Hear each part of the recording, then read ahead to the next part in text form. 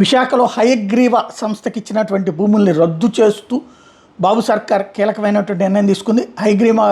Hayagriva form and డెవలపర్స్కి ఇచ్చినటువంటి భూ కేటాయింపుల్ని రద్దు చేస్తూ ఈ నిర్ణయం తీసుకున్నారు.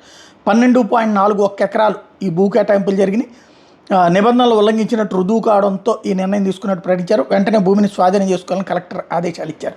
ఏదైతే వైఎస్ఆర్ కాంగ్రెస్ పార్టీకి సంబంధించినటువంటి మాజీ ఎంపీ ఆధ్వర్యంలో ఈ భూములు అంటే వాస్తవంగా అక్కడ ఏదో వృద్ధాశ్రమం అట్లాంటివి కడతామన్నారు. వృద్ధాశ్రమం కట్టేందుకు అన్ని వందల కోట్ల రూపాయల విలువైన భూమి ఎందుకో తెలియదు. ఆ సంస్థ పోని కట్టిందంటే కట్టలేదు.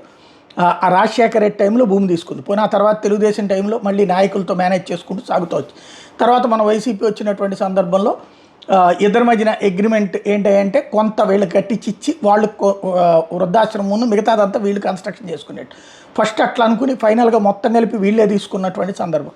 అది ఇప్పుడు హైలైట్ అయినటువంటి నేపథ్యంలో దాని మొత్తాన్ని భూమిని రద్దు చేస్తూ నిర్ణయం తీసుకున్నారు. దీంతో కీలకమైనటువంటి మలుపు తిరిగినట్టయింది హయగ్రీవ వివాదం.